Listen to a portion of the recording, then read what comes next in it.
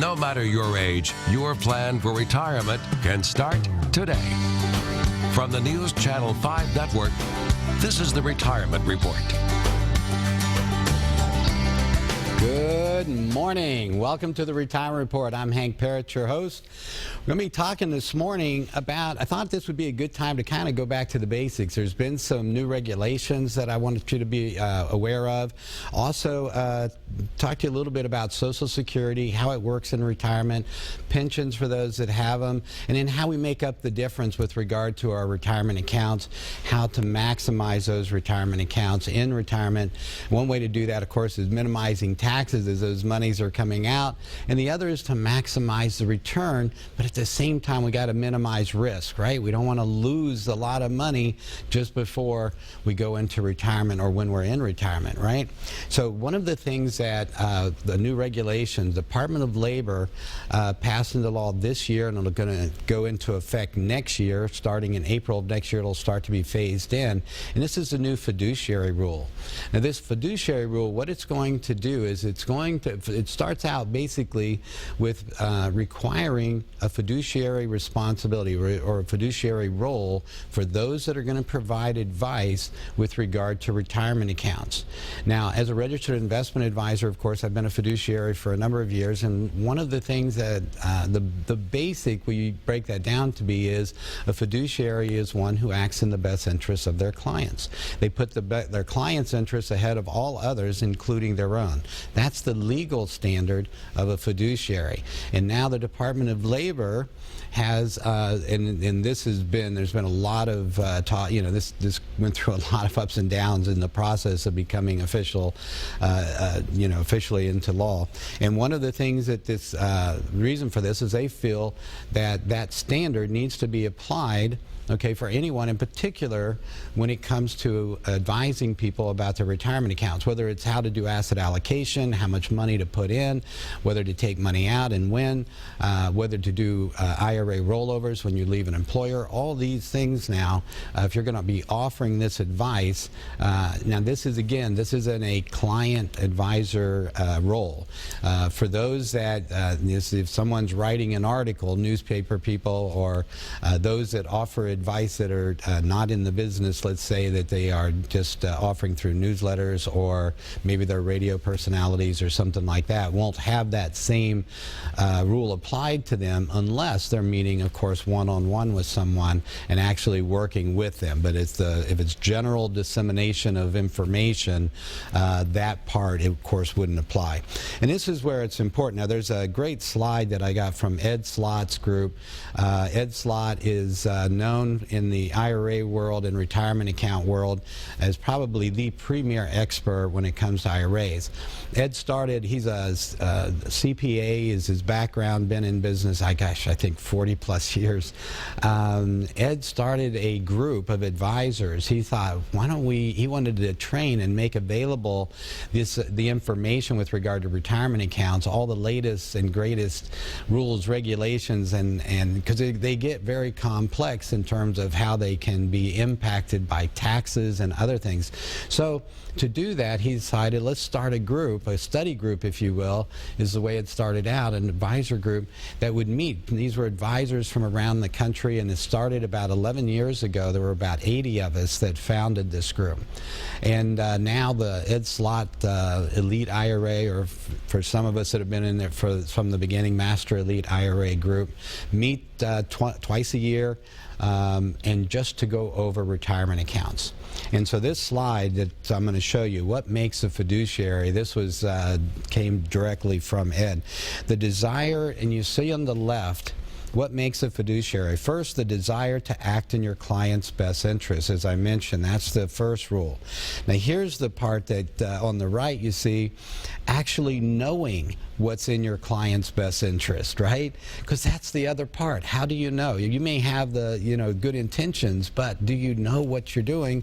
And as a part of the Department of Labor fiduciary regulations, they also at the same time issued a 300-page, what they call the BICE, or Best Interest Contract Exemption.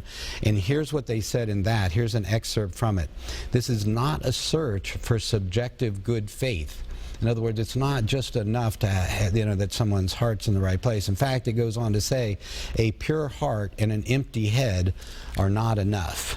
Okay, so think about it for a minute. And this is one of the things that when you're looking for a fiduciary, okay, when you're looking to work with someone to help you with your retirement accounts, something to keep in mind is, do they in fact do the work? Do they understand? There's so much to keep up with. I mentioned one group that I'm a member of with Ed Slott's Master Elite Group, where we meet, and we don't, we meet for, it's a 3-day meeting. We go over all things related to retirement accounts, and in addition, we take two tests each year to maintain that we have to pass to keep up with just the continuing ed part of this one group. In addition, there's an investment advisory group that I'm a member of. There's I get numerous newsletters. I take a lot of continuing ed courses, all to keep up with all the different regulations and rules and changes constantly in tax law and the rest, to help you with both tax planning, investment planning, estate planning, all of this, bringing it all together to give you a comprehensive plan. All right, so the next slide is one of the things when someone first comes. Well, actually, let's get rid of this one first. And yeah, this is when someone first comes into my office. All right, so again, for the first 10 callers, in fact, we'll put this out at the same time. For the first 10 callers to my office, that's the packet. Special offer, free retirement income analysis. This is a comprehensive financial plan. So if you call my office, 615-376-5325, Debbie is standing by to take your information. And what we're going to do is she'll send you out this packet, which will include the book. So go ahead and put that last slide up again, Marlena. And this shows you're going to get a packet basically for you to fill out, and it's just some basic information and a document checklist of things to bring to the appointment. You'll also get a free copy of my book, 7 Steps to Financial Freedom in Retirement. All of that for the first 10 callers at 615-376-5325. And in that, you're going to learn a lot about how, in fact, when to take Social Security. And we're going to talk about it this morning.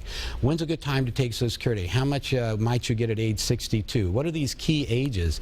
Age 62, when you you're first eligible to take Social Security. Age 65, first eligible for Medicare. No understanding about age 59 and a half, by the way, to go back a little bit, when you can first take money out of a retirement account without that 10% penalty. Age 66, right now, that's full retirement age. For some, that's going to be, depending on your date of birth, that's going to gradually increase up to age 67. Then you've got age 70. That's the longest you can get delayed retirement credits. And what does that mean with regard to your Social Security payment if you delay taking it? And this is one of the areas when we get into it. I'm not talking about just a free consultation. Granted, you can come in if you've got questions and you just want, hey, can you help me in these areas? Bring that along as well. But in addition, at no charge, a free comprehensive plan. Okay, these are plans that I typically charge $500 to $5,000 for, depending on the amount of assets someone has. So I'm going to make that just for the first 10 callers to my office, 615-376-5325. Talk to Debbie. She'll get you the information you need. She'll send it out to you, and schedule your time to come in and see me.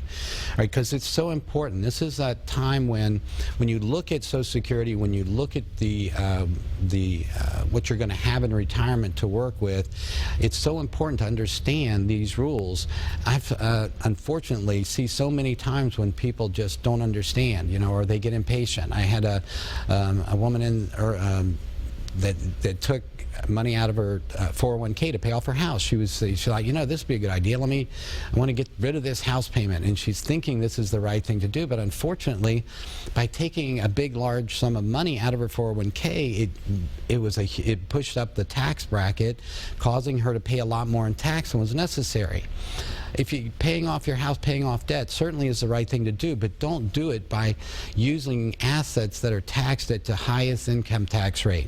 So one of the things you could accomplish the same goal, maybe we spread it out though. Instead of doing it all in 1 year, all right, let's be patient, let's be disciplined. Let's say, how many years would it take to still keep it in the same tax bracket, so if I'm going to be only paying 15% tax rather than paying 25% tax or more. why give our money away to the IRS? We have to give them enough, right? We don't want to pay them more than we have to. So we're going to talk about how, in fact, to minimize taxes on your retirement accounts when you get into retirement, as well as a number of other things to make sure you're able to attain and maintain your standard of living and quality of life no matter how long you live. A lot to get into today. Stay tuned. We're going to take a quick break. Join us here. We'll be right back on the Retirement Report.